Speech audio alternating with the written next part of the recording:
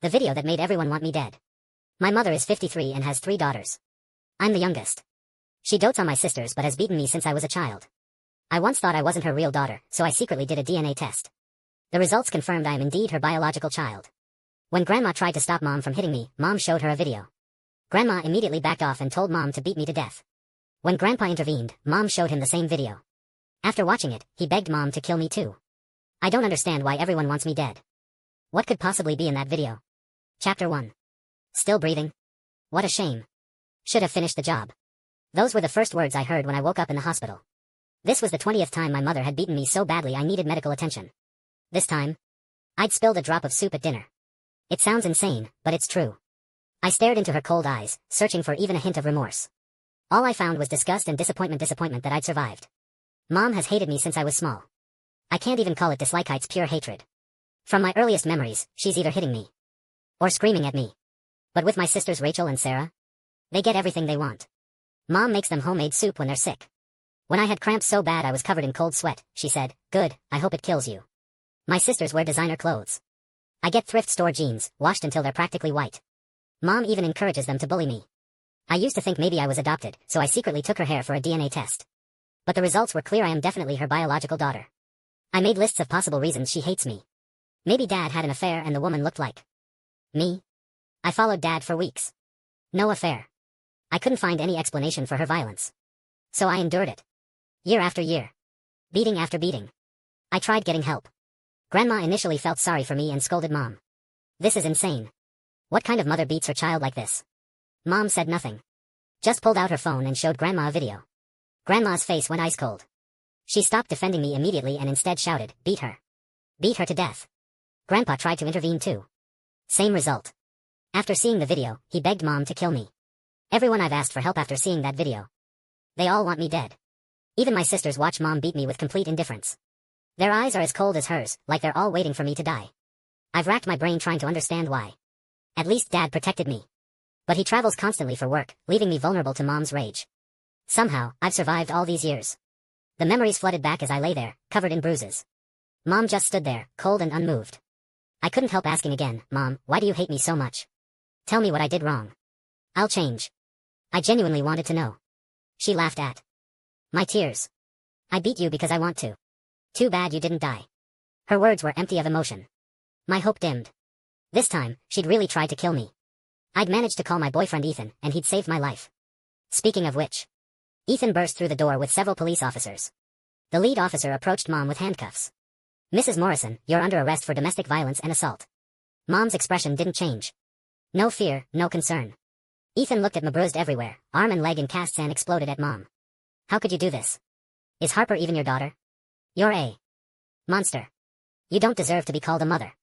His fists were clenched tight. I knew if she weren't a woman, he would have hit her. At least someone still loved me.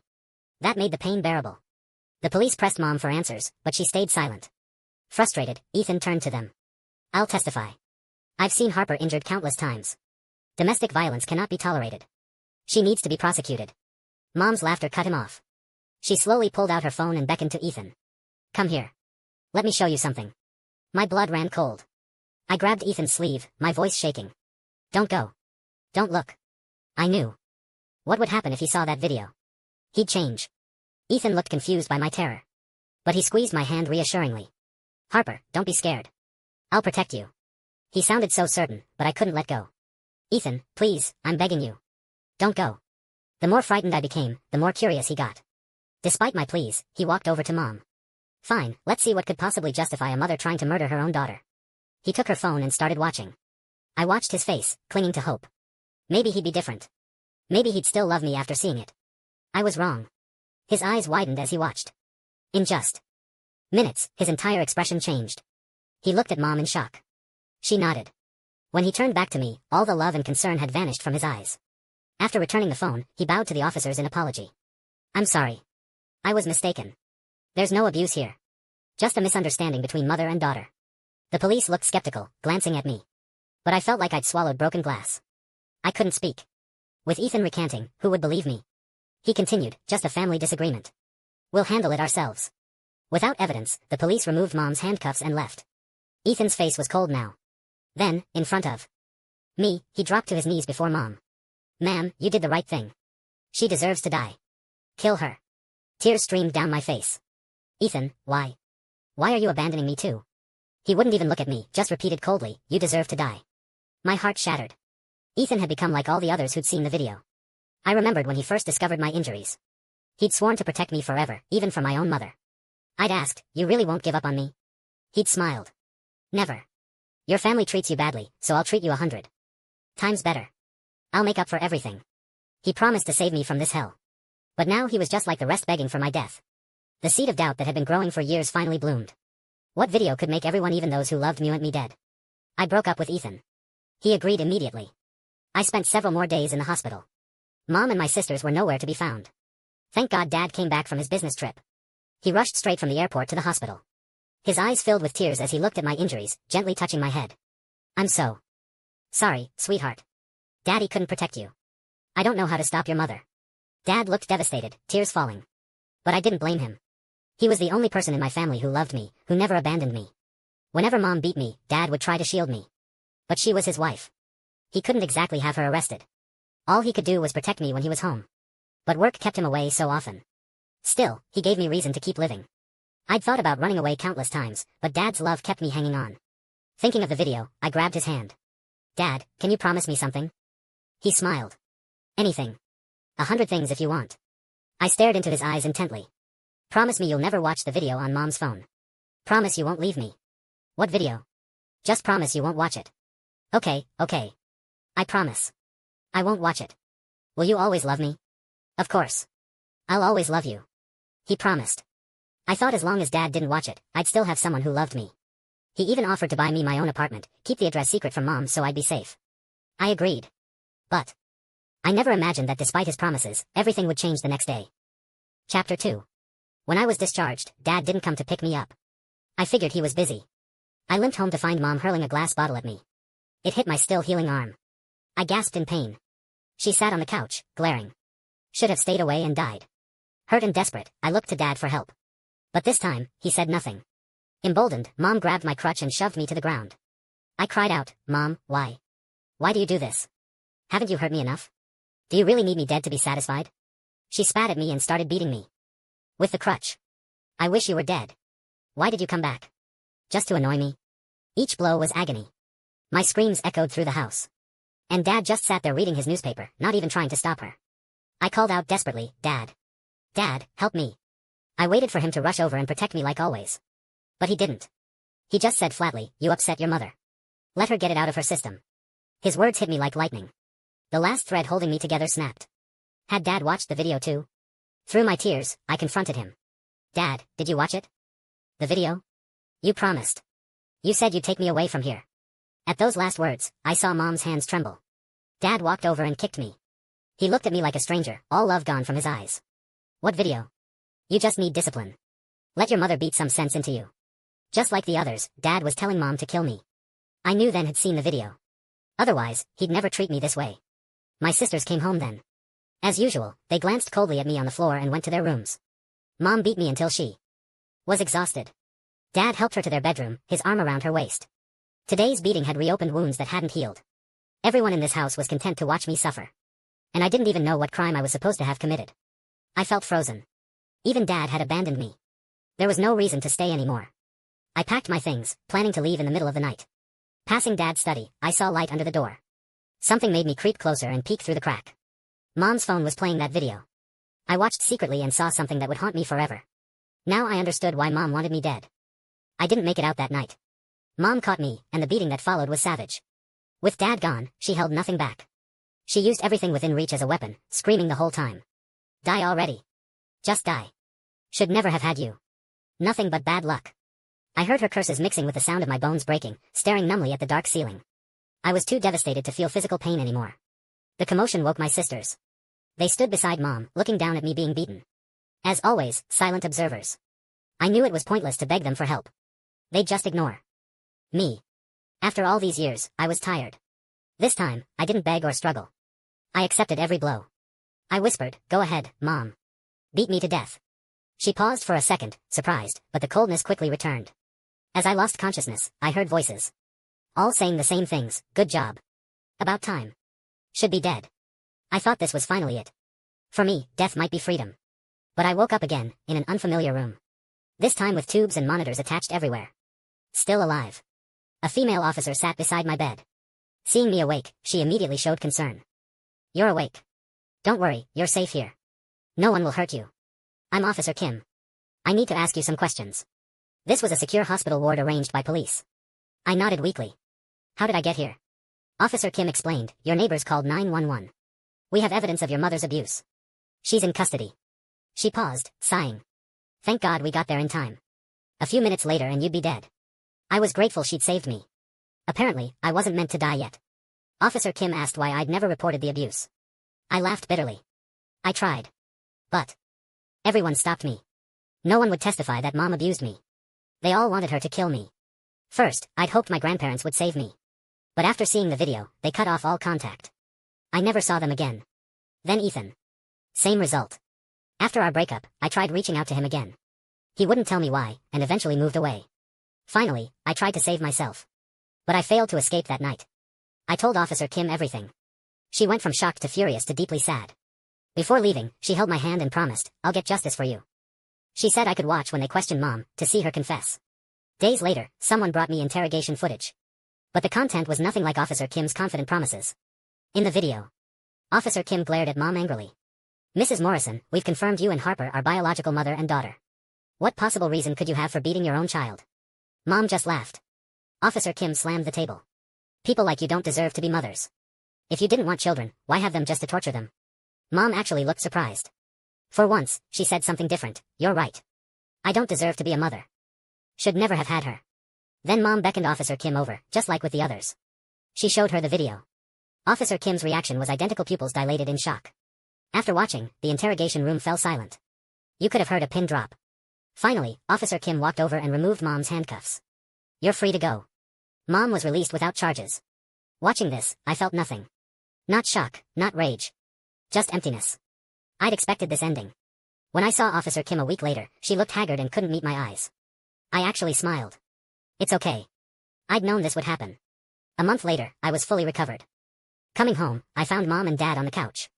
Dad was tenderly touching Mom's stomach, beaming. This time, Mom ignored me. No beating. I stared at her slightly swollen belly. Mom, you're pregnant. She glanced at me coldly. Get lost. Then went back to staring at her stomach, uninterested in me. Dad warned me off. Don't bother your mother. If anything happens to your baby sister, you'll pay. He was protective of Mom now, the perfect husband. But Mom's face showed no joy. I stared at her belly for a long moment. Dad, wouldn't a brother be better? Why are you sure it's a girl? He frowned. Little girls are precious. I love daughters. He ignored me after that, focused entirely on Mom's belly, murmuring about how he couldn't wait for my sister to be born. Clearly, Dad adored this baby. Over the following days, Dad hired several nannies to care for Mom during her high-risk pregnancy. Mom stopped hitting me. Though whenever we made eye contact, she still told me to get lost. Dad couldn't wait for me to leave. Take a hint and go. Don't upset your mother. She's priority number one now. I did as they wished and left the next day. I rented an apartment and started my own life. The next news of Mom came 3 months later. She'd fallen down the stairs and miscarried. She was still my mother. I went back to see her. My sisters had arrived first. Mom lay in bed, eyes vacant. Rachel cried looking at her. Mom, why did you do it? Sarah said nothing but looked equally heartbroken. I didn't know what to say, just stood quietly. Mom stared blankly for a while before coming back to herself. The moment she saw me, her empty eyes turned cold and vicious. She pointed at the door. Get out. I didn't move. She threw a vase at me from the nightstand, screaming. Why are you here? Get out. Get out. Die somewhere else. Don't come back. Tears streamed down her face as she screamed. That's when Dad returned. He looked disheveled, his coat buttons done up wrong.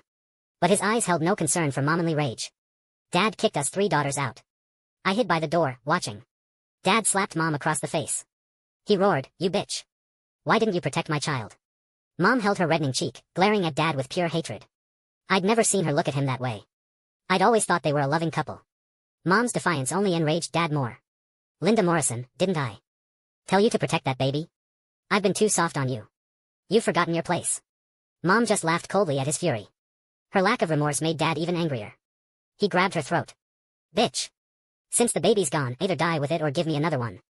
He wasn't squeezing hard, just trying to make her submit. Dad really wanted that daughter.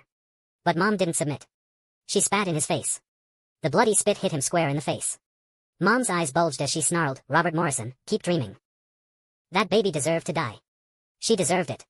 Her words about the baby were exactly what she'd always said about me. My chest felt heavy. Dad slapped her again, knocking her to the floor. He wiped the spit off with disgust and kicked her stomach. "Bitch, you need to learn your place." Mom laughed coldly from the floor.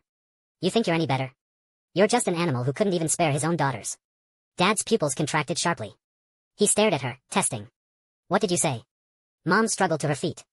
"No, you're worse than an animal." Dad completely lost it, eyes bloodshot. "Bitch. Who told? You?" Mom laughed maniacally. "You can't hide the truth forever. Robert Morrison, you destroyed my daughters." Dad dropped all pretense. His true, revolting nature emerged. He sat on the couch, lit a cigar, and looked at Mom on the floor with amusement. "I should thank you for your good genes. Otherwise, I wouldn't have enjoyed myself so much. I still remember how it felt. Absolutely unforgettable. Too bad they're adults now. Not as fun." Mom screamed, "Rachel and Sarah are your biological daughters. How could you?" "Rachel was my oldest sister, Sarah the middle one." Dad just shrugged. "You don't understand a man's needs. Be a good girl and give me more daughters. I'll keep you in luxury." Mom spat at him again. "You'll burn in hell." Dad crushed out his cigar, pinned her to the bed. "Hell can wait. Right now, you're giving me children." But Mom destroyed his dream with one sentence. "Keep dreaming. I had a hysterectomy." Dad went completely insane, choking her for real. "Then die. I'll find someone else." He used all his strength. Mom stopped struggling.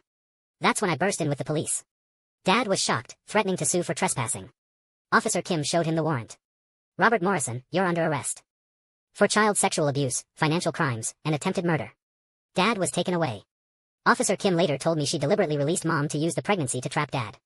I finally learned the truth. Me, loving father was a monster.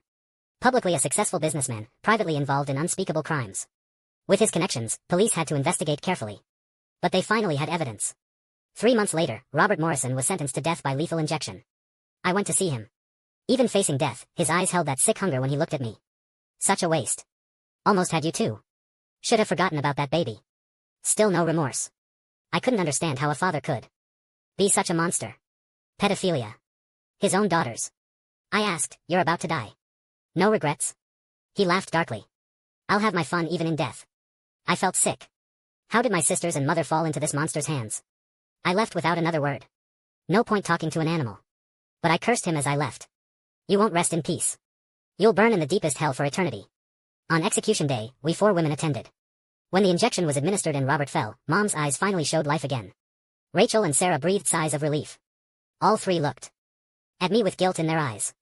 Mom reached out to touch me, then pulled back. Seeing her uncertainty, I took her hand. "Mom, I understand everything. Thank you." Mom burst into tears.